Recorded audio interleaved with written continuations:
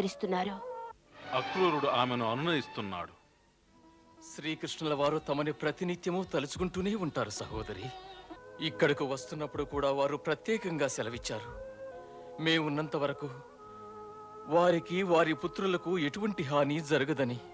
ఎట్టకేలకు అక్రూరులు వారు మహారాజు ధృతరాష్ట్రులను కలువుగా వారు సహాయం చేయటానికి నిరాకరించారు.